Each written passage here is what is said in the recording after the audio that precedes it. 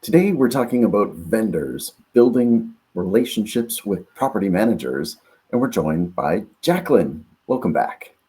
Thanks. I'm glad to be back, especially for Well, this topic. it is an important one, and we do get It asked is. all the time because we work with a bunch of vendors that are serving Hmm. strata communities and delivering mutual wins to owners who are looking for better service or better price. So it is something that's near and dear to our hearts, and I'm delighted that you're willing to share your expertise. So, Jaclyn, you do a bunch of work in and around this industry. You're a Hmm. writer and you were a strata manager. I say retired. I mean, it's more like on hiatus. Where are you? Hiatus is a good one. I'm in El Salvador right now, so just tucked in a river in the middle of nowhere, El Salvador. Really, Fantastic. Proving that you really can work from anywhere. you really can. So, tell us what goes on inside of a strata. Oh, this is perfect. This is one of my favorite topics because um, vendors can be your best friend or your worst nightmare. And I think the first step to understanding the relationship is really understanding or getting inside of what the strata manager does. It's not just sitting behind a desk, collecting strata fees and paying bills. It's so much more than that. It's answering any type of question, comment, or concern that the strata council or any of the owners have. They're overseeing budgets and contracts and all the maintenance, insurance claims, which we hope there's not many of, emergencies, which hope there's even fewer of. And that's spread across anywhere from 8 to 15, and in some instances, more than that per manager. So vendors need to understand that managers are really busy. They're not ignoring them per se. There's sometimes that they might be, but they have to understand that these managers are really busy. There's really high expectations put on them by the owners because it's a lot of money. Strata fees are a lot of money every month. People don't want to pay them, so they want to make sure that their money is going to the best possible thing. So there's a really high expectation on the manager to make sure they're spending the money in the best way possible. They're making sure they're getting the work done quickly and it's being done right. Um, and It's another intense pressure.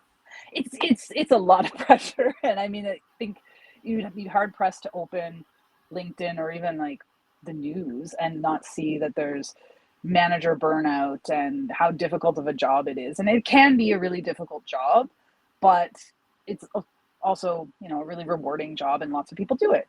uh, Another thing vendors really do need to understand is the manager doesn't make the decision. The manager's there to collect the information, review it to the Strata Council. Now, the manager does have a lot of sway over the Strata Council, but they're not the ones saying, hey, we're going to hire Bob to clean the windows. It's just not how it works. Right.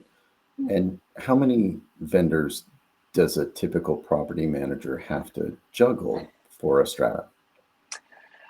Ooh, there's probably dozens because you've got a vendor for everything. Your main things are your janitorial, your mechanical maintenance, elevators if you have one, landscaping. So there's four off, recurring ones, and then you've got handymen doing repairs, window cleaning, gutter cleaning, fire inspections, roof maintenance. So you're looking at dozens of jobs, and then in some instances you're looking at three quotes for each of those contracts, maybe not every year, but intermittently. So you're juggling a lot. There's a lot of contractors on the go. There's a lot of people competing for the manager's And you time get to and the multiply council's that money. by 8 to 15. Sure do. Now, if you have a really good relationship with the vendor, that vendor's probably working on a lot of your properties. Which So, is good. like a smart manager, which I'm not going to say that I was, but I'm not going to say I wasn't, they will try and get the same vendor across the properties. It just makes life easier. And the more you can make your life easier, the better. We will neither confirm nor deny whether you are a We smart will not. manager. We will not confirm or deny that one. So the managers are under high pressure. They get $35 per door as a monthly fee. That's to their firm. It covers their accounting, it covers the contract management, it covers their time and their services and everything else. And as a result, owners have high demands and high expectations on them. They're juggling all of this. How does a vendor approach them? That's a good one.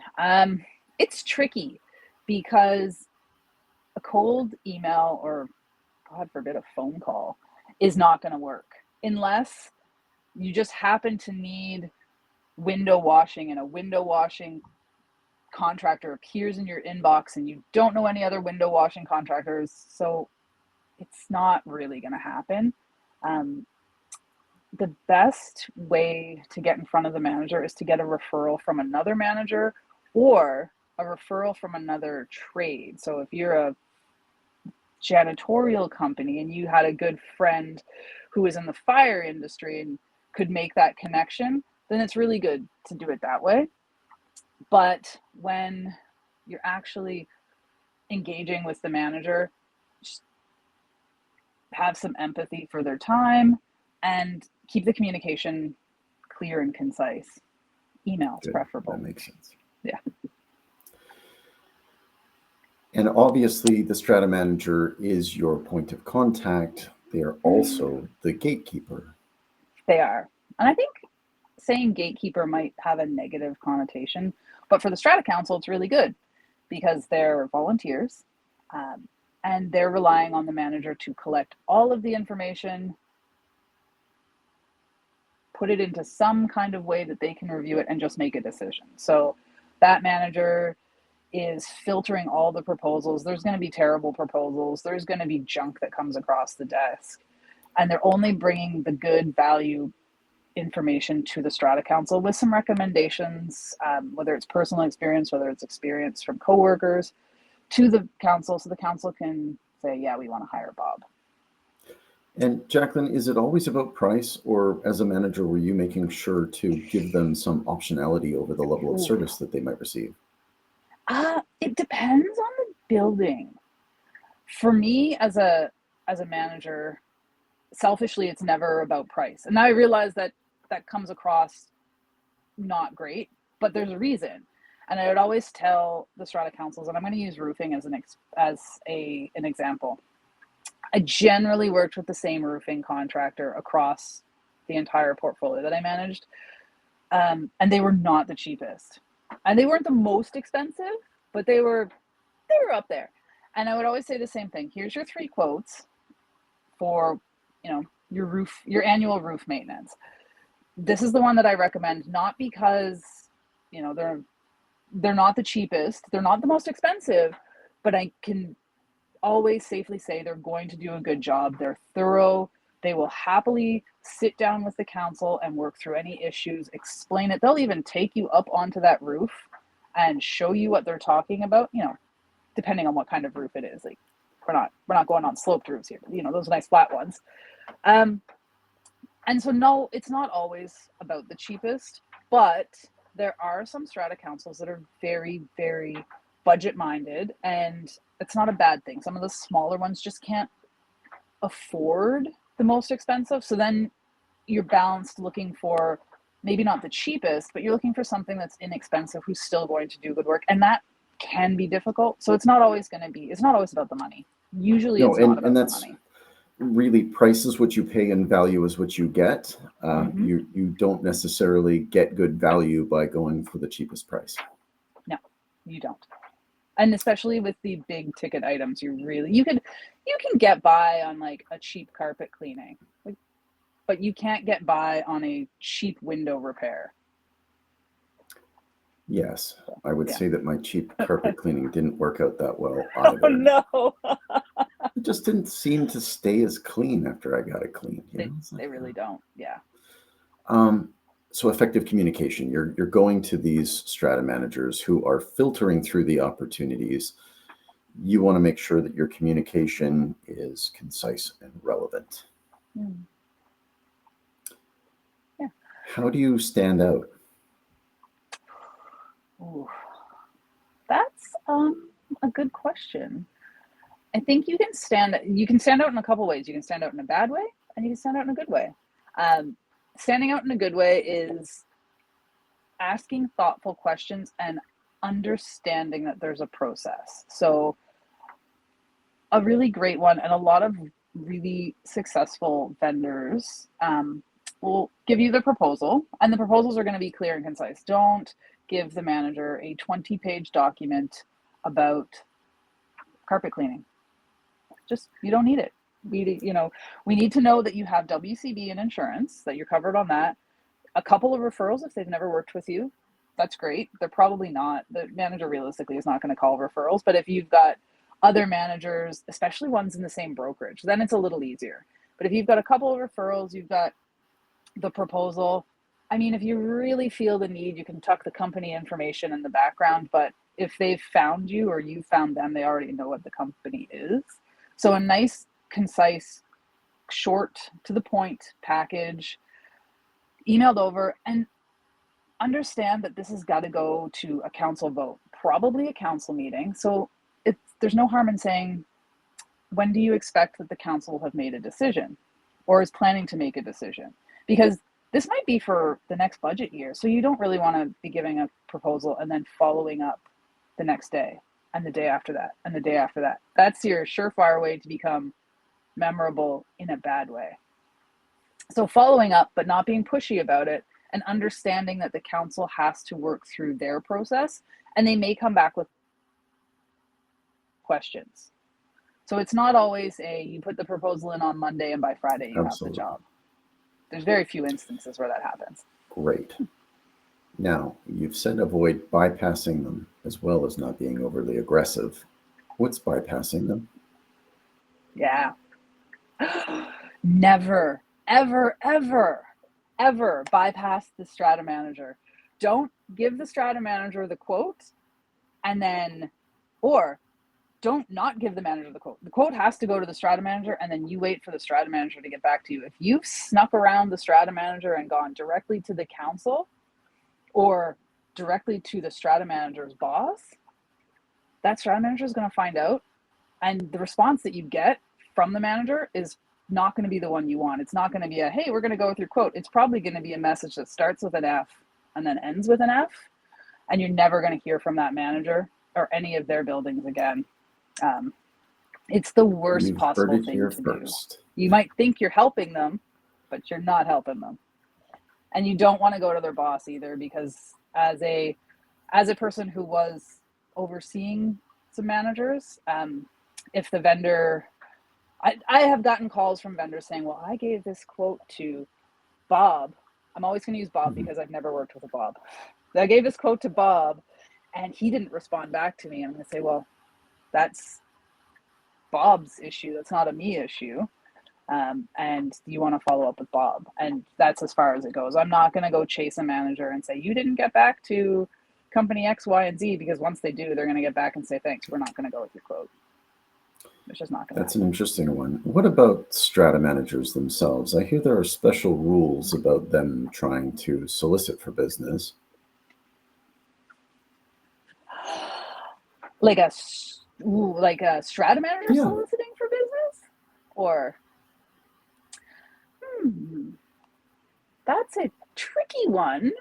If I was a vendor, and I feel like I know where you're going with this. So if I was a vendor and I had a strata manager saying, why don't we talk about it over this fancy lunch at Miku? Then I would probably say, no, thank you. I'm not interested. Managers typically don't solicit for work other than, here's the quotes, or here's what I'm looking for. I need landscaping for 12 months for this building. It's located at this, and I need the price by next Friday. That's the soliciting that you want. If you're getting a manager that's looking for more than a quote, and that's a red if flag. we were to turn that around completely and say that instead of being a vendor approaching a strata manager, the vendor is the strata management company looking to grow their business. Ooh, there's a lot of rules around that, and it's a tricky one because you can't, as strata management companies, and when I worked for a strata management company and we did we're growing the business, and they were very successful in growing the business. As far as soliciting went, it was just advertising. There was never direct, or there should never be direct to a strata council saying, hey Thomas, I don't know you, but would you like a new management company? We can offer X, Y, and Z. That doesn't really happen. A lot of times management companies, it's by word of mouth, or councils will reach out. They'll maybe see some advertising online just saying, we're management company A, B, and C, and we offer this handy thing. I'd heard that there were some unusual rules that applied to strata management firms, and that intrigued me because it sounded kind of anti-competitive. You can't go and approach a strata for business. Why not? That's a great question. We'll park that one there and flip back but you can't, to effective proposal outreach. So what are these tips? Oh, these are good ones. And the first one is timing. You want to make sure that if you're gonna send an email to the manager, and you're sending a proposal, if they're not expecting it, if you're just sending a company intro or a follow-up email, which we'll get to, you don't want to send it on a Monday, because a manager's coming in on Monday. There's a weekend's worth of emails from who knows who and what.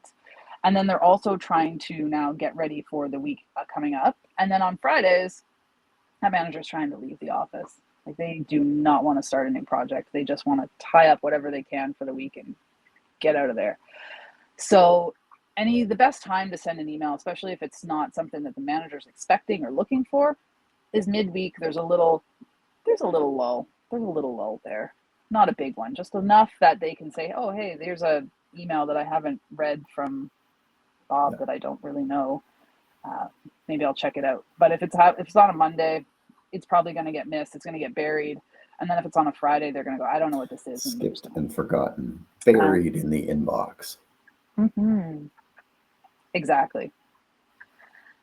But a good way to, and this is follow-up strategies, it's always really nice if you've met somebody at a PAMA event or a BOMA event or through a mutual connection, is just to kind of stay fresh in their mind, and send a follow-up email. Just say, hey, I met you last week at, I don't know, BOMA's bowling event.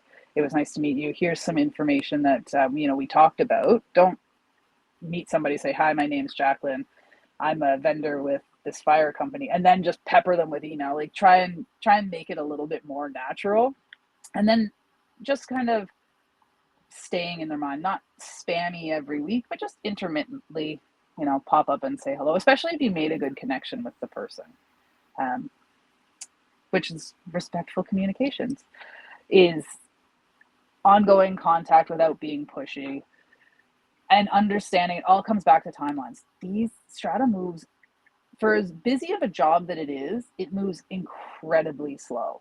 The managers are doing a ton of work, but the buildings themselves do not make decisions quickly. A simple window washing could span 2 or 3 council meetings, which means that $4,000 quote for window washing could take 4 months to get approved. So these things are painfully slow. So you need to understand that if you haven't gotten asked for a quote yet, just staying like, hey, how's it going? Is there anything you need help with? For some, those emails might be annoying, but for me, they weren't, because every once in a while you do come up to oh, I needed a chimney sweep, and I met that chimney sweeper like a couple months ago. Oh, they're there in my inbox. Sometimes it's just about timing. Small projects can take 3 council meetings. What happens when there's like a major envelope project? Oh, they can take a long time. I managed a building that had a 10-year, they had a significant issue with their envelope, and I think they had been working on it for years. I'm going to say upwards of 10 years, and it may or may not be resolved yet. Now, there's other factors at play, but you have to, if it's a big project, there's going to be an engineer involved. There's the company that is going to do the work. There's going to be an AGM. So they're you're already at a year, or depending on where the quotes come in. But these decisions, and then there's a lot of money, so there's a good chance you're going to get to the AGM and the owners are going to say, well, we need more information, and then you're going to have to go back. And big projects take big and time. there'd be an SGM if they didn't get the approval of the AGM for that type of project, right? Yeah, hopefully, yes. Hopefully they don't just amazing. let it go So by how the do they wayside. stand out?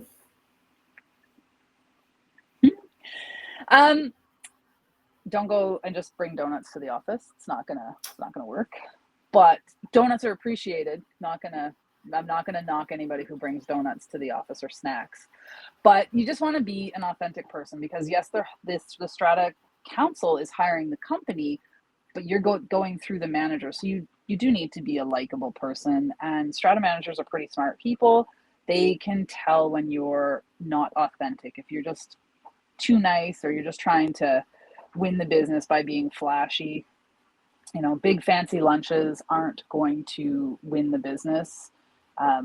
If somebody's always going to those big flashy lunches, it's probably not going to be a long-term relationship, because the next vendor is going to come along with a flashier lunch or something better, and that manager is going to go with them. So you're looking to build long relationships. So be yourself. Don't be scared of using a little humor. I had a vendor who became a friend, and a very successful vendor, who targeted a really small group of people with their New Kids on the Block advertising. So we're all like, we're aging ourselves with that too. So that was a very specific age group that he targeted, and it worked, and it was funny.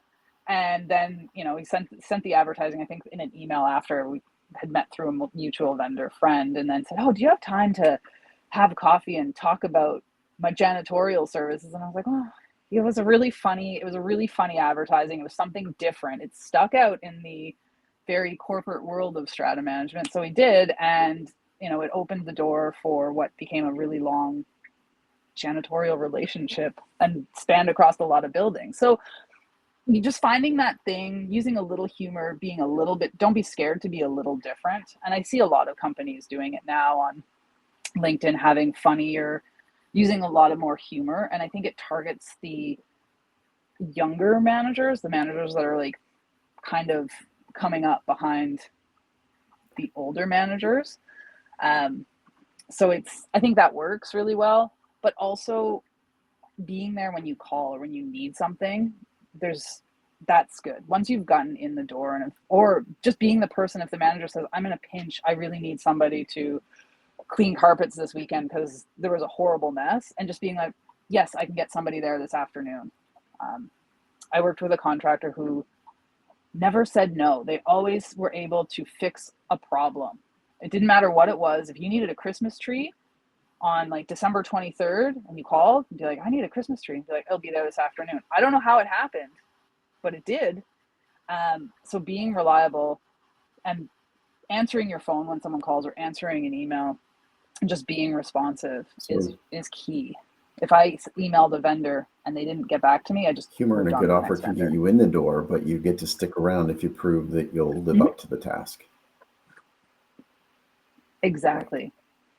And then there's a lot of vendors out there that share really useful educational stuff, whether that's doing like a lunch and learn, or like a learning opportunity, taking a manager, offering to walk the manager through a mechanical system. Or I had a roofing vendor that took me through a roof walkthrough, and even though I'm terribly afraid of heights, I crawled up onto the roof and even went to the tippy toppy roof, and they could point out, this is what we look for when we do these roofing inspections. And that stuff like that's really valuable and leaves a lasting impression in the manager's mind, because now they look really good to the council. So if they look good, they're more apt to hire the person that made them look good. That makes a lot of sense too. I've been kind of jealous. I've seen some of these demos and lunch and learns with some of these interesting plumbing and mechanical systems, and that looks great.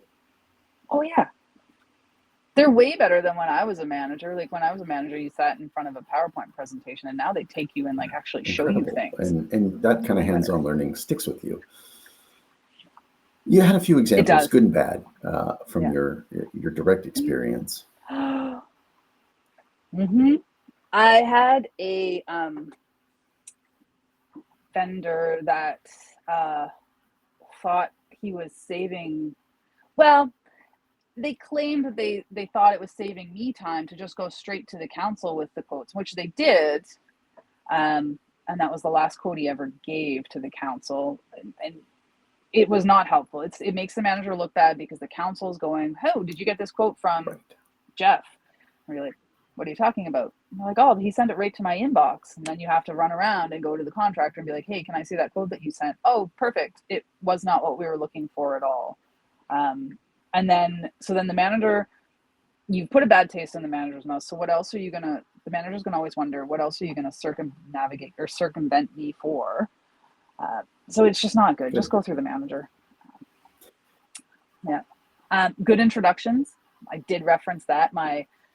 One of my favorite janitorial vendors had a mutual introduction with a friend that I guess she was like a business mentor for him.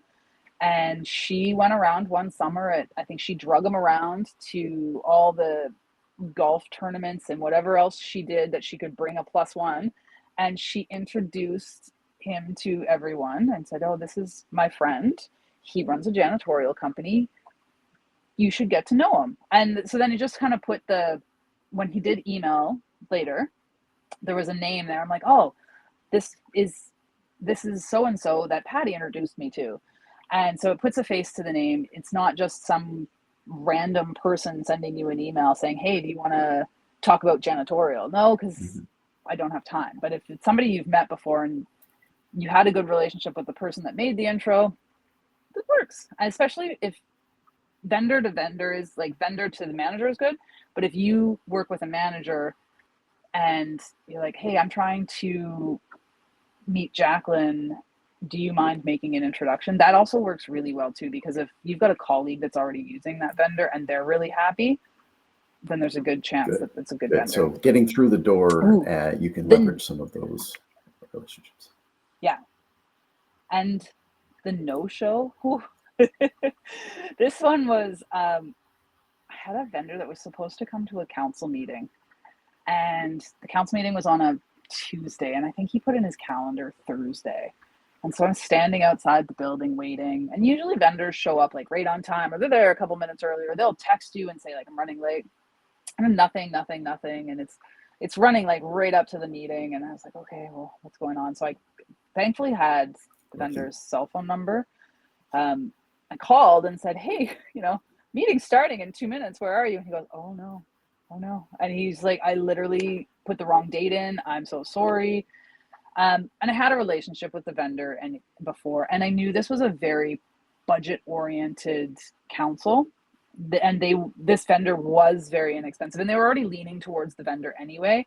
So he owned up to the mistake. He was like, "I'm so sorry. I can come out. There's no way I can make it there tonight, but I can come out and meet the council any other time."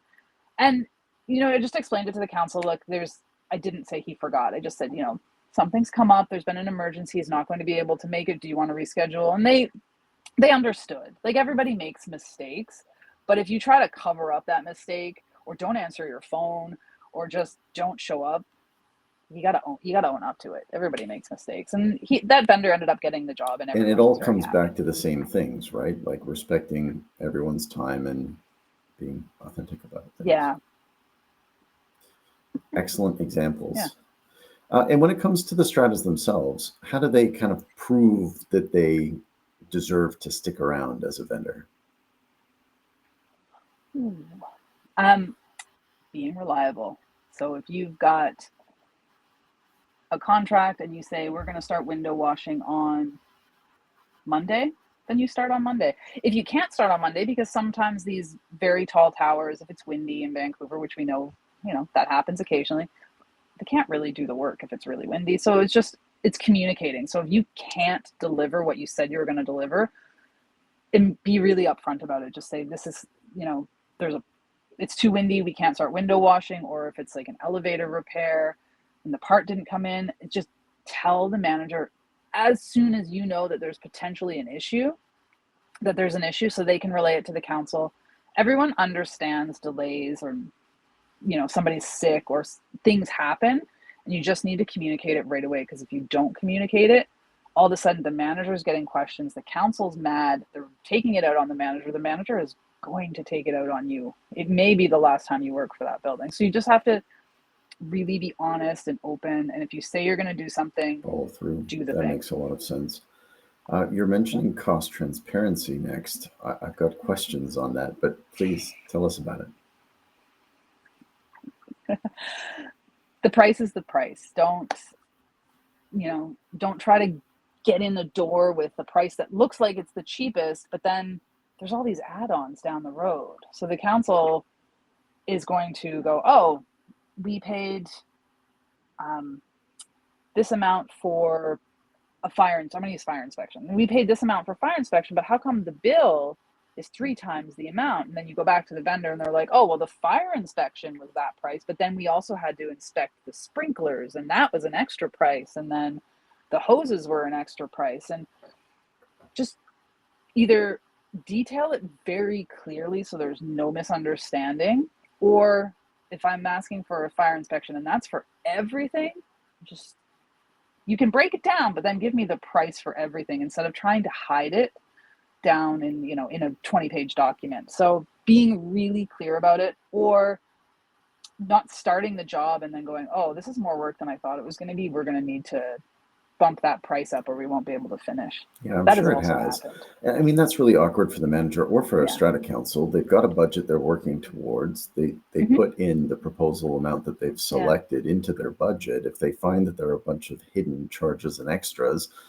they blow their budget and they've got to make that up. And Exactly. you've mentioned fire. That sounds like one that you've been stung by before. What other vendors or business lines do you see a lot of hidden extras? Fire inspections, and I don't even know if it's hidden. It's never that clear. Like they just can't seem to be like, this is how much the entire fire inspection is going to have with all of these extra add-ons. Landscaping is another one. My favorite landscapers are terrible about it. You have the price and the price looks really great, but then you look and you're like, oh, but if I want summer annuals and winter annuals and it's all these extra prices. And you get used to it, but it does get tiresome to constantly have to explain it. And I explain it to the council, like, yes, this looks like the price, but you have to add in all these other things down here. And I understand why some companies do it, but it's difficult. And if you're not used to looking at those types of contracts, it can be really misleading for a new manager or a manager who's not worked with that vendor before to say, oh, this is the price, and then come to find out that's not the price. The price was actually that plus this and the other thing and the other thing over there. So if you can't just give one price, make sure it's really clear what the price is. And finally, for a vendor that doesn't have a solid understanding of a strata manager's process, how do they create that alignment? I think talking to the manager, if you've gotten that far down the road that you're submitting quotes, I think it's okay to ask, when do you think they're going to make a decision? And if this is a big project, like if you're doing a roof replacement, I think right up front is the point to ask, is like, is this on the table for the AGM? When's the AGM coming? Or is it an SGM? Or do they already have the funds approved for it? Because if this is a manager who's getting ready for an AGM and that AGM is 2 or 3 months down the road or further out, then you kind of need to tailor your estimates, especially for things where the costs of goods vary, is to understand that, because it's happened to me before with like a really specific roof repair with cedar shingles, and the price of wood just goes up and down all over the place, and the council had approved it, but by the time we got the quote, the owners to approve it, the price of cedar shingles had skyrocketed, so they couldn't actually afford the project anymore. And that, I think, is a rare instance because that's a really niche repair. But had the vendor been up front and said, just so you know, wood prices fluctuate quite wildly. You might want to, when you're budgeting for it, add some money in there in case the price fluctuates. But nobody thought to ask, hey, when are we actually going to do this work? Is this a quote in on Monday, approval on Friday situation? And that was a case of a vendor that's never worked with a Strata before, and a Strata manager who didn't understand that wood prices wildly fluctuated. What was the solution in that case? Did they wait until there was a lower price, or did they come up with an alternate product? No, they could not. It was a heritage building in Vancouver, which it's not ideal because they had to go with, they had to use cedar shingles, and it was a really small strata. So everyone was very lucky. The owners had already approved. They also they loved this heritage building, the part of the strata. So the council, we went back to the owners and said, look, this is the price. There's a price difference now. And they just called an SGM. They had the money in the CRF to take it out. So it cost more money. We were really lucky on that one, but that was a learning experience for everyone. So this is a bit of a recap. You've covered transparent communication. Yeah. Don't waste a manager's time. You've got a deadline. You've said when you're going to do something. Do it or explain in advance with good communication. What's about this flexibility and responsiveness? Oh, vendors, I think a lot of vendors will understand this. The councils are volunteers, so they're not going to be experts in janitorial or mechanical. They might have an interest in it and might know some about it, but there's going to be questions.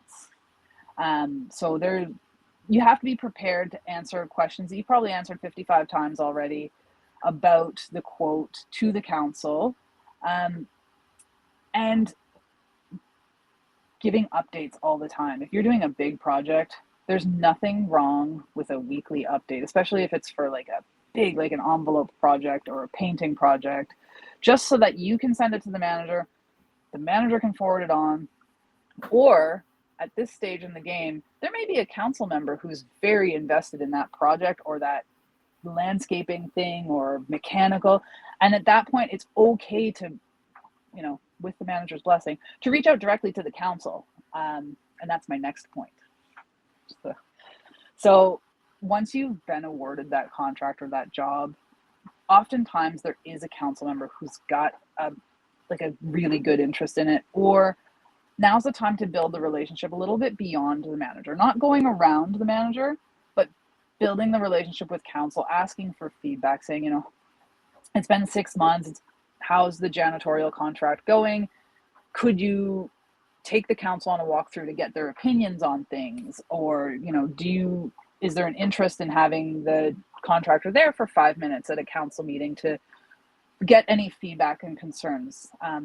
There's 2 reasons for this. And the first is, it's great to get in front of any problems. It's great to build long-term relationship. But the number 2 is, strata managers, as we all know, change portfolios quite often. So they're bigger and better buildings, different roles. They might change companies. They might just sail around the world. Who knows? But if you have that relationship with the strata council, when the next manager comes in and says, oh, we're going to change Bob's janitorial to Fred's janitorial, the council can say, no, thank you. We're really happy with Bob. He's very responsive. He takes the time to walk through with us. He understands what our building is like. And so you've built that relationship with the council, so it extends past the changing of the manager. Little stickiness, that's good. Yeah, and I also like it. I had a building, and they had a very keen interest in mechanical and landscaping and the janitorial, and it was like 3 different council members. So they each kind of took it on as their own, which made my job as a manager really easy. So if there was an issue with the landscaping, Janice was there. Janice was like, I'll take the landscapers. I'm going to show them exactly what's wrong. And then the landscaper would just send the quote to me and be like, and they keep me in the loop the whole time. They'd be like, I'm meeting with Janice next week. Did you want to come? And I'd be like, no, that's okay. I don't need to see the cherry tree that needs to be replaced. but it made my job really easy. So when there was an issue, Janice was okay to reach out to the landscaper, or the landscaper was okay to reach out to Janice, all while keeping me in the loop. So I never felt like anyone was going around me, but also I just didn't have to do it. And when I left the building, all those trades just stayed on because the council was really happy with them. Excellent. Well, that's a really great takeaway for anyone that's listening. We'll finish on this slide here with some quick wins, and then we've got some Q&A. Time. The managers are really busy. They don't have time for chit-chatty phone calls or just dropping by the office unannounced. They're probably not in the office anyway, but respect their time. Short, to the point emails, which flows into the next clear and concise communication. Educating them over selling them. So if you're poised as the expert in the issue, they're going to come to you anyway. If you're just saying like, hey, buy my things, there's no value in them for that. And building trust, which is the same as being reliable, being honest, and doing what you say you're going to do. And you can take that extra step by getting that feedback and reinforcing that relationship. Exactly. Fantastic. Jaclyn, that's been great. We have a few questions. One, what's the best way to get on a Stratas preferred vendor list? Oh, no. That's a tough one. It's probably not the Strata manager that's making the list, but if the Strata manager is really happy with the work that's being done, you could always, gently say, who is in charge of the mythical list? A lot of companies don't have one. Everyone just thinks they do, but there are some that do have them. And the biggest thing is making sure you have WCB, or WorkSafe, I should say. You have the proper insurances, and you've got some credible references, and trying to meet the person who makes the list. And that almost comes back to the same as trying to meet a manager. So you try and get an intro from somebody who's on the list, or from a really well-respected manager in that company. You can say, hey, I use Bob for janitorial. I really think we should consider him for our list. Those are the ways. Right. We've had someone that says they're being stonewalled by a manager, and they believe that there is some list they can't get on because the manager is not in charge of it. The order's coming from above. We've heard you loud and clear about not going direct to a Strata, but what do you do in that situation? Oh, that's a really tough situation because there's always going to be not always, but there can be an issue there that might have happened in the past where the contractor has upset the person who's making the list. I think if I was the vendor, I would probably address it with the manager and say, well, do you know what the issue is? And is there someone I can speak to? You're not just saying, well, I'm just going to go above you, but what is the issue? Is it because my insurance lapsed once, or I did a bad job once? I'd like to address it. And, asking, am I able to speak with the person that makes the list? No, there's no guarantee, but if you can find out the person or the source of what's causing the stonewall, might be a good idea. That's a tough one. I have a tricky and then a fun question for you. The tricky one. Okay. One manager told me to think outside the box, direct quote from a vendor, when they made a proposal that included a discount. What is the manager telling them? That is a tricky question because I almost, what more than a discount could a vendor offer? Are you offering discounts in the first place? But I think if I was that vendor, I would be a little nervous when somebody's saying think outside the box, because like my mind immediately goes to, are we talking like an envelope full of cash or like a vacation kind of thing? Because if so, like just run, just do not, it's not worth it. It's not worth the business. And if they blatantly come out and say that, then like there's a licensing body for Strata managers that very clearly says you can't do that. So but I think that's a red flag for me if I was a vendor. Could be. Maybe it was just an indication that they should be finding a creative way to reach the individual managers or something. I don't know. And in Maybe. terms of a discount, I think it was a relatively new business, a new startup venture, and they were trying to win a portfolio. And if they could get Oh. X many jobs at once, then they do it at a discount to get the business Oh, well then going. that's So fair. Okay. If it's multiple jobs, then I think that's like a bulk discount is easy. But then yeah, then that does make the think outside the box a little trickier. Because like, maybe it's a think outside the box, like what else could you offer to our clients? Like maybe there's an educational thing that would provide some extra value. Maybe it's just me being cynical thinking that that manager or brokerage is looking for something like an envelope full of cash, and they're just looking for like an educational thing. So maybe I would try like the more innocent, well, how about some like educational stuff for your councils, or like great maybe a idea. lunch and learn for your staff, instead of Yeah. immediately thinking, the wrong Why thing. we are cynical in that way, I don't know, Jaclyn. I don't know. On to the Years. fun and finishing question. What Perfect. does it cost to cross the Panama Canal? Oh, oh God. So it's a lot of money for a sailboat that is about 44 feet, which mine's not 44 feet. It's a little smaller. It is 40, no, $3,700. But if there's only two of you on the sailboat, you need to have a captain, which we have one captain, it's not me. And there's only one line handler. I'm the line handler. The dog does not count. And then, so it would be more than $3,700 for us because we have to hire three Panamanian line handlers. So we're talking 4,000 plus. It's a lot of Wow. money. But the alternate the alternate option for getting to the Atlantic, other than there's two ways. You could sail all the way around the world to the Atlantic, or you could go down around Cape Horn, which is very dangerous and we'd probably cause more than $4,000 of damage to the boat doing it. So yeah, that's a fun Interesting. question. Well, that is a fun question. One Yeah, of the surprises of life at sea. it is. Thank you so much, Jaclyn, for No problem. joining us today.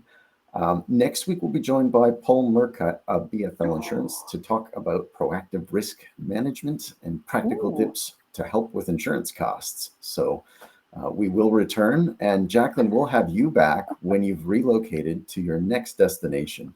Thank you Oh, so that sounds much. great. Thanks, Thomas.